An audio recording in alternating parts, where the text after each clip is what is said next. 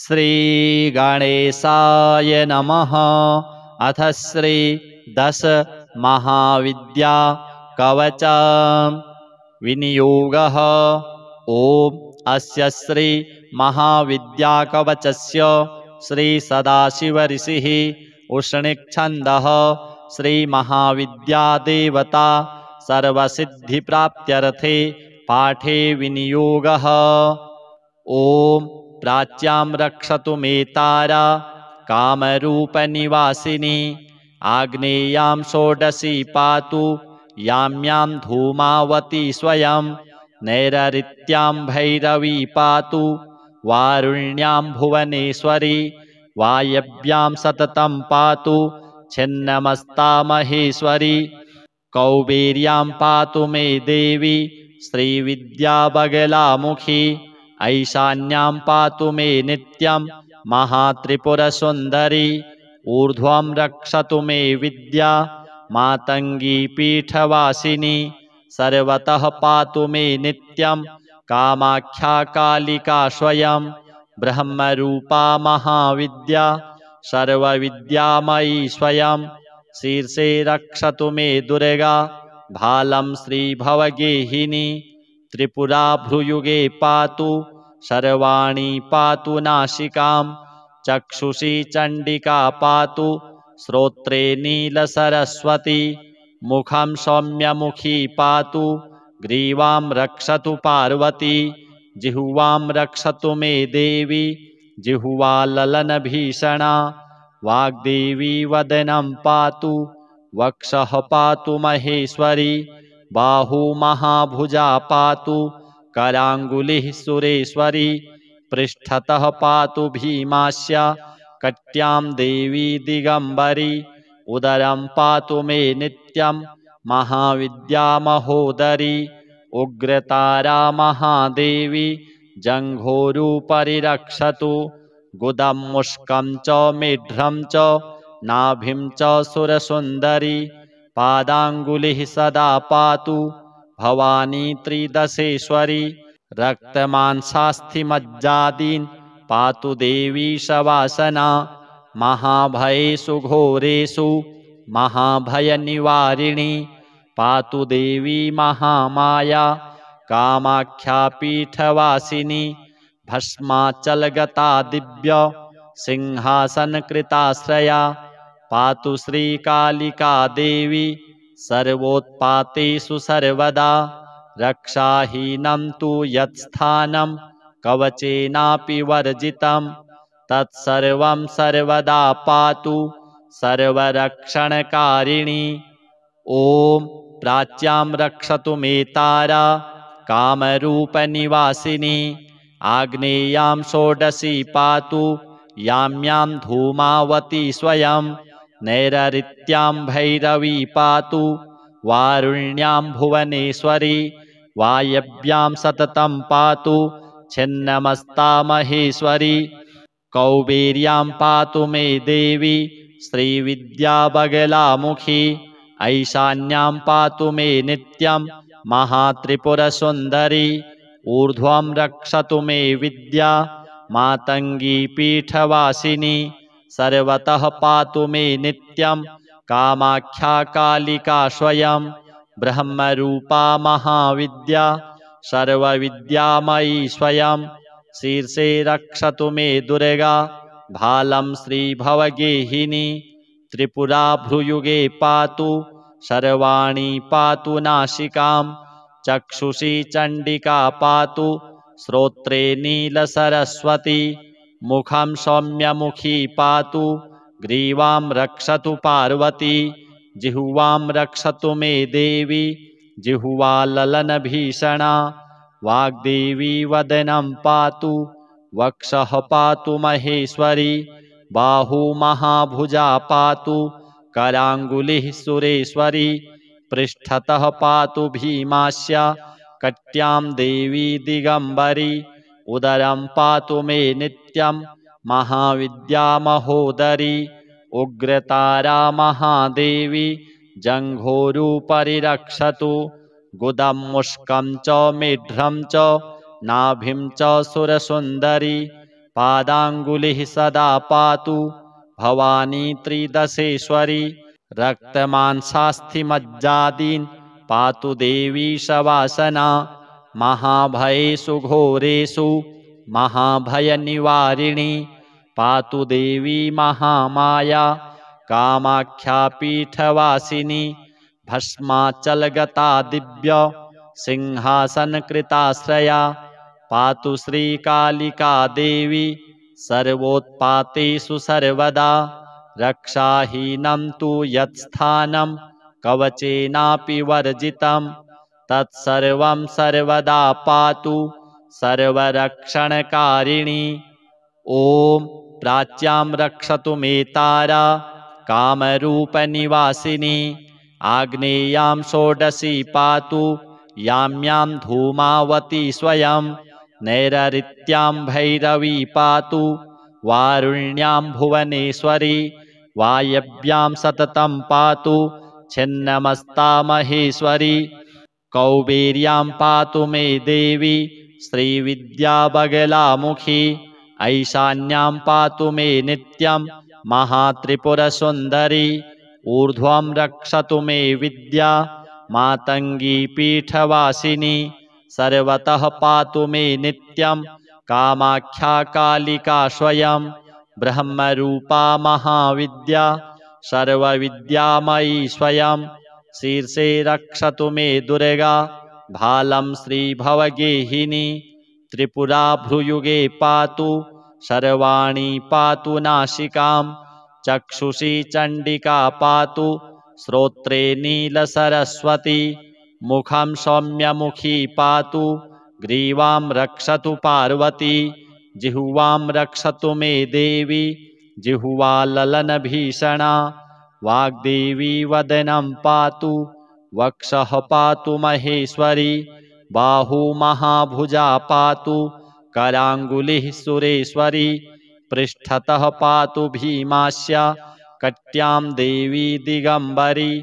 उदरं पातु मे नित्यं महाविद्या महोदरी उग्रतारा महादेवी जङ्घोरूपरि रक्षतु गुदं मुष्कं च मेढ्रं च नाभिं च सुरसुन्दरी पादाङ्गुलिः सदा पातु भवानी त्रिदशेश्वरी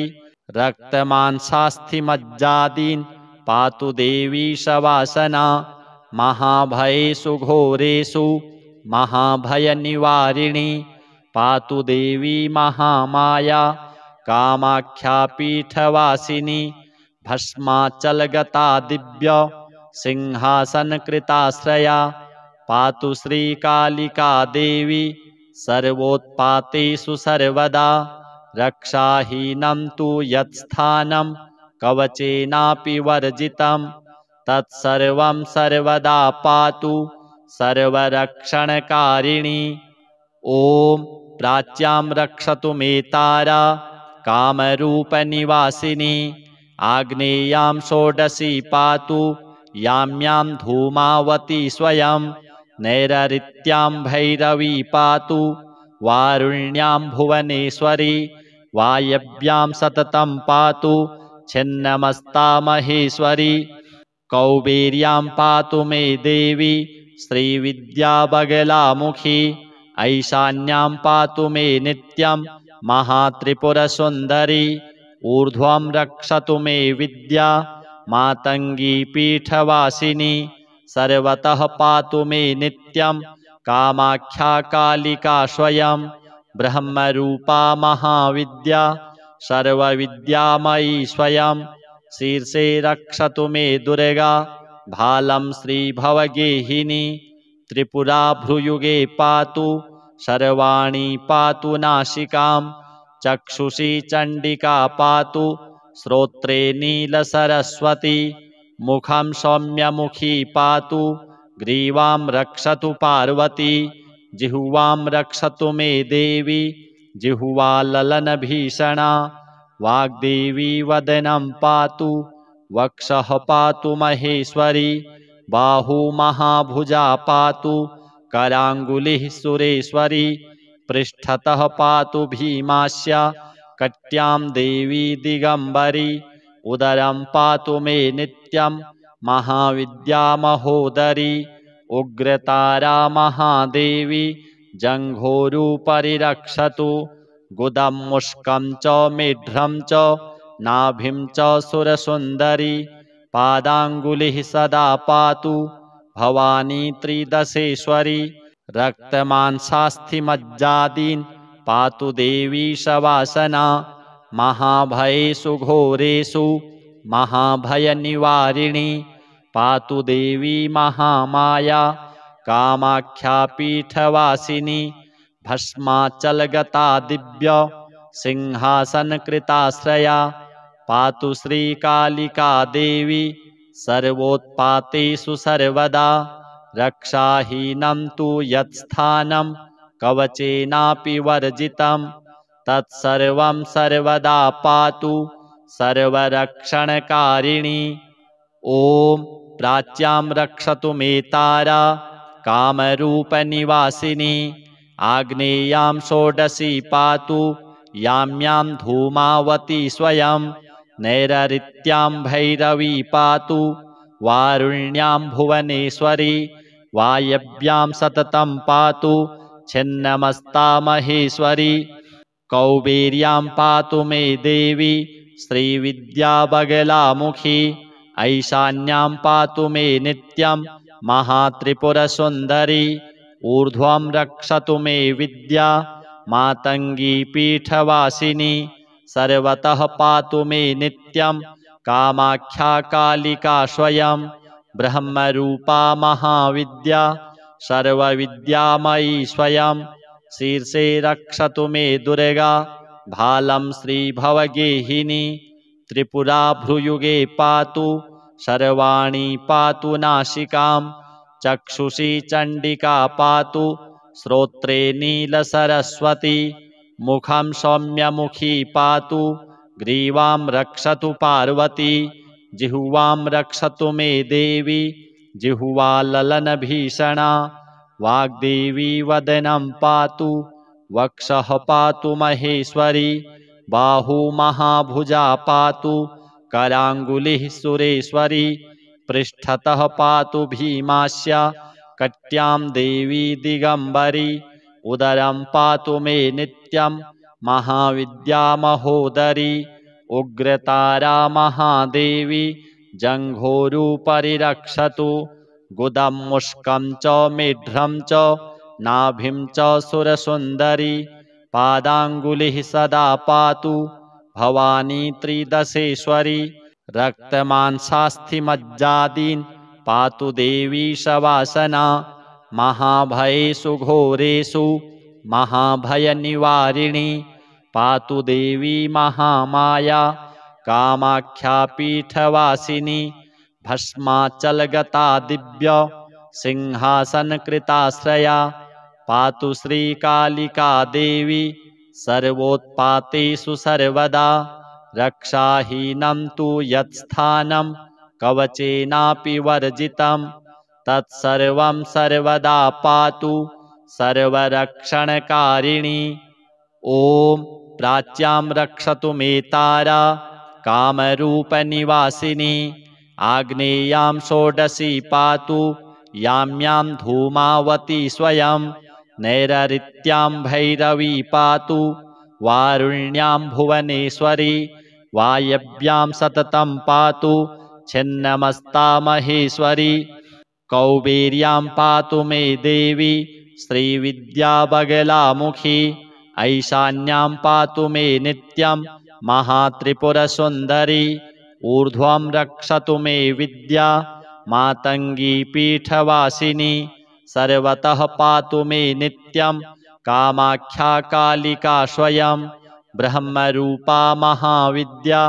सर्वविद्यामयी स्वयं शीर्षे रक्षतु मे दुर्गा भालं श्रीभवगेहिनी त्रिपुरा भ्रुयुगे पातु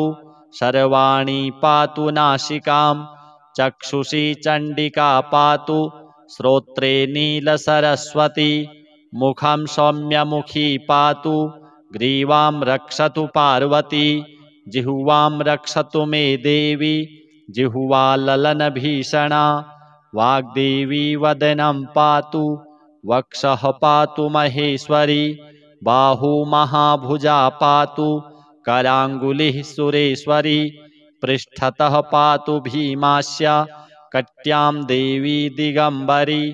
उदरं पातु मे नित्यं महाविद्या महोदरी उग्रतारा महादेवी जङ्घोरूपरि रक्षतु गुदं मुष्कं च मेढ्रं च नाभिं च सुरसुन्दरी पादाङ्गुलिः सदा पातु भवानी त्रिदशेश्वरी रक्तमांसास्थिमज्जादीन् पातु देवी शवासना महाभयेषु घोरेषु महाभयनिवारिणी पातु देवी महामाया कामाख्या पीठवासिनी भस्माचलगता दिव्य सिंहासनकृताश्रया पातु श्रीकालिका देवी सर्वोत्पातेषु सर्वदा रक्षाहीनं तु यत्स्थानं कवचेनापि वर्जितं तत्सर्वं सर्वदा पातु सर्वरक्षणकारिणी। ॐ प्राच्यां रक्षतु मे तारा कामरूपनिवासिनी आग्नेयां षोडशी पातु याम्यां धूमावती स्वयं नैरृत्यां भैरवी पातु वारुण्यां भुवनेश्वरी वायव्यां सततं पातु छिन्नमस्ता महेश्वरी कौबेर्यां पातु मे देवी श्रीविद्याबगलामुखी ऐशान्यां पातु मे नित्यं महात्रिपुरसुन्दरी ऊर्ध्वं रक्षतु मे विद्या मातङ्गी पीठवासिनी सर्वतः पातु मे नित्यं कामाख्या कालिका स्वयं ब्रह्मरूपा महाविद्या सर्वविद्यामयी स्वयं शीर्षे रक्षतु मे दुर्गा भालं श्रीभवगेहिनी त्रिपुरा भ्रुयुगे पातु सर्वाणि पातु नासिकां चक्षुषी चण्डिका पातु श्रोत्रे नीलसरस्वती मुखं सौम्यमुखी पातु ग्रीवां रक्षतु पार्वती जिह्वां रक्षतु मे देवी जिह्वा ललनभीषणा वाग्देवी वदनं पातु वक्षः पातु महेश्वरी बाहू महाभुजा पातु कराङ्गुलिः सुरेश्वरी पृष्ठतः पातु भीमास्य कट्यां देवी दिगम्बरी उदरं पातु मे नित्यं महाविद्या महोदरी उग्रतारा महादेवी जङ्घोरूपरि रक्षतु गुदं मुष्कं च मेढ्रं च नाभिं च सुरसुन्दरी पादाङ्गुलिः सदा पातु भवानी त्रिदशेश्वरी रक्तमांसास्थिमज्जादीन् पातु देवी शवासना महाभयेषु घोरेषु महाभयनिवारिणी पातु देवी महामाया कामाख्या पीठवासिनी भस्माचलगता दिव्य सिंहासनकृताश्रया पातु श्रीकालिका देवी सर्वोत्पातेषु सर्वदा रक्षाहीनं तु यत्स्थानं कवचेनापि वर्जितं तत्सर्वं सर्वदा पातु सर्वरक्षणकारिणी। ॐ प्राच्यां रक्षतु मे तारा कामरूपनिवासिनी आग्नेयां षोडशी पातु याम्यां धूमावती स्वयं नैरृत्यां भैरवी पातु वारुण्यां भुवनेश्वरी वायव्यां सततं पातु छिन्नमस्ता महेश्वरी कौबेर्यां पातु मे देवी श्रीविद्याबगलामुखी ऐशान्यां पातु मे नित्यं महात्रिपुरसुन्दरी ऊर्ध्वं रक्षतु मे विद्या मातङ्गी पीठवासिनी सर्वतः पातु मे नित्यं कामाख्या कालिका स्वयं ब्रह्मरूपा महाविद्या सर्वविद्यामयी स्वयं शीर्षे रक्षतु मे दुर्गा भालं श्रीभवगेहिनी त्रिपुरा भ्रुयुगे पातु सर्वाणि पातु नासिकां चक्षुषी चण्डिका पातु श्रोत्रे नीलसरस्वती मुखं सौम्यमुखी पातु ग्रीवां रक्षतु पार्वती जिह्वां रक्षतु मे देवी जिह्वा ललनभीषणा वाग्देवी वदनं पातु वक्षः पातु महेश्वरी बाहू महाभुजा पातु कराङ्गुलिः सुरेश्वरी पृष्ठतः पातु भीमास्य कट्यां देवी दिगम्बरी उदरं पातु मे नित्यं महाविद्या महोदरी उग्रतारा महादेवी जङ्घोरूपरि रक्षतु गुदं मुष्कं च मेढ्रं च नाभिं च सुरसुन्दरी पादाङ्गुलिः सदा पातु भवानी त्रिदशेश्वरी रक्तमांसास्थिमज्जादीन् पातु देवी शवासना महाभयेषु घोरेषु महाभयनिवारिणी पातु देवी महामाया कामाख्या पीठवासिनी भस्माचलगता दिव्य सिंहासनकृताश्रया पातु श्रीकालिका देवी सर्वोत्पातेषु सर्वदा रक्षाहीनं तु यत्स्थानं कवचेनापि वर्जितं तत्सर्वं सर्वदा पातु सर्वरक्षणकारिणी। ॐ प्राच्यां रक्षतु मे तारा कामरूपनिवासिनी आग्नेयां षोडशी पातु याम्यां धूमावती स्वयं नैरृत्यां भैरवी पातु वारुण्यां भुवनेश्वरी वायव्यां सततं पातु छिन्नमस्ता महेश्वरी कौबेर्यां पातु मे देवी श्रीविद्याबगलामुखी ऐशान्यां पातु मे नित्यं महात्रिपुरसुन्दरी ऊर्ध्वं रक्षतु मे विद्या मातङ्गी पीठवासिनी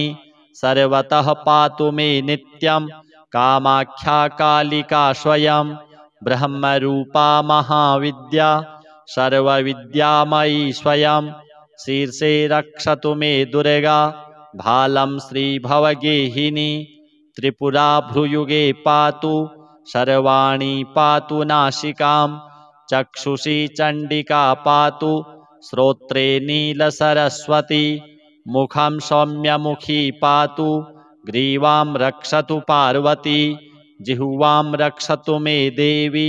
जिह्वा ललनभीषणा वाग्देवी वदनं पातु वक्षः पातु महेश्वरी बाहू महाभुजा पातु कराङ्गुलिः सुरेश्वरी पृष्ठतः पातु भीमास्य कट्यां देवी दिगम्बरी उदरं पातु मे नित्यं महाविद्या महोदरी उग्रतारा महादेवी जङ्घोरूपरि रक्षतु गुदं मुष्कं च मेढ्रं च नाभिं च सुरसुन्दरी पादाङ्गुलिः सदा पातु भवानी त्रिदशेश्वरी रक्तमांसास्थिमज्जादीन् पातु देवी शवासना महाभयेषु घोरेषु महाभयनिवारिणी पातु देवी महामाया कामाख्या पीठवासिनी भस्माचलगता दिव्य सिंहासनकृताश्रया पातु श्रीकालिका देवी सर्वोत्पातेषु सर्वदा रक्षाहीनं तु यत्स्थानं कवचेनापि वर्जितं तत्सर्वं सर्वदा पातु सर्वरक्षणकारिणी। ॐ प्राच्यां रक्षतु मे तारा कामरूपनिवासिनी आग्नेयां षोडशी पातु याम्यां धूमावती स्वयं नैरृत्यां भैरवी पातु वारुण्यां भुवनेश्वरी वायव्यां सततं पातु छिन्नमस्ता महेश्वरी कौबेर्यां पातु मे देवी श्रीविद्याबगलामुखी ऐशान्यां पातु मे नित्यं महात्रिपुरसुन्दरी ऊर्ध्वं रक्षतु मे विद्या मातङ्गी पीठवासिनी सर्वतः पातु मे नित्यं कामाख्या कालिका स्वयं ब्रह्मरूपा महाविद्या सर्वविद्यामयी स्वयं शीर्षे रक्षतु मे दुर्गा भालं श्रीभवगेहिनी त्रिपुरा भ्रुयुगे पातु सर्वाणि पातु नासिकां चक्षुषी चण्डिका पातु श्रोत्रे नीलसरस्वती मुखं सौम्यमुखी पातु ग्रीवां रक्षतु पार्वती जिह्वां रक्षतु मे देवी जिह्वा ललनभीषणा वाग्देवी वदनं पातु वक्षः पातु महेश्वरी बाहू महाभुजा पातु कराङ्गुलिः सुरेश्वरी पृष्ठतः पातु भीमास्य कट्यां देवी दिगम्बरी उदरं पातु मे नित्यं महाविद्या महोदरी उग्रतारा महादेवी जङ्घोरुपरि रक्षतु गुदं मुष्कं च मेढ्रं च नाभिं च सुरसुन्दरी पादाङ्गुलिः सदा पातु भवानी त्रिदशेश्वरी रक्तमांसास्थिमज्जादीन् पातु देवी शवासना महाभयेषु घोरेषु महाभयनिवारिणी पातु देवी महामाया कामाख्या पीठवासिनी भस्माचलगता दिव्य सिंहासनकृताश्रया पातु श्रीकालिका देवी सर्वोत्पातेषु सर्वदा रक्षाहीनं तु यत्स्थानं कवचेनापि वर्जितं तत्सर्वं सर्वदा पातु सर्वरक्षणकारिणी ॐ प्राच्यां रक्षतु मे तारा कामरूपनिवासिनी आग्नेयां षोडशी पातु याम्यां धूमावती स्वयं नैरृत्यां भैरवी पातु वारुण्यां भुवनेश्वरी वायव्यां सततं पातु छिन्नमस्ता महेश्वरी कौबेर्यां पातु मे देवी श्रीविद्याबगलामुखी ऐशान्यां पातु मे नित्यं महात्रिपुरसुन्दरी ऊर्ध्वं रक्षतु मे विद्या मातङ्गी पीठवासिनी सर्वतः पातु मे नित्यं कामाख्या कालिका स्वयं ब्रह्मरूपा महाविद्या सर्वविद्यामयी स्वयं शीर्षे रक्षतु मे दुर्गा भालं श्रीभवगेहिनी त्रिपुरा भ्रुयुगे पातु सर्वाणि पातु नासिकां चक्षुषी चण्डिका पातु श्रोत्रे नीलसरस्वती मुखं सौम्यमुखी पातु ग्रीवां रक्षतु पार्वती जिह्वां रक्षतु मे देवी जिह्वा ललनभीषणा वाग्देवी वदनं पातु वक्षः पातु महेश्वरी बाहू महाभुजा पातु कराङ्गुलिः सुरेश्वरी पृष्ठतः पातु भीमास्य कट्यां देवी दिगम्बरी उदरं पातु मे नित्यं महाविद्या महोदरी उग्रतारा महादेवी जङ्घोरुपरि रक्षतु गुदं मुष्कं च मेढ्रं च नाभिं च सुरसुन्दरी पादाङ्गुलिः सदा पातु भवानी त्रिदशेश्वरी रक्तमांसास्थिमज्जादीन् पातु देवी शवासना महाभयेषु घोरेषु महाभयनिवारिणी पातु देवी महामाया कामाख्या पीठवासिनी भस्माचलगता दिव्य सिंहासनकृताश्रया पातु श्रीकालिका देवी सर्वोत्पातेषु सर्वदा रक्षाहीनं तु यत्स्थानं कवचेनापि वर्जितं तत्सर्वं सर्वदा पातु सर्वरक्षणकारिणी श्री 10 महाविद्या देव्यार्पणमस्तु।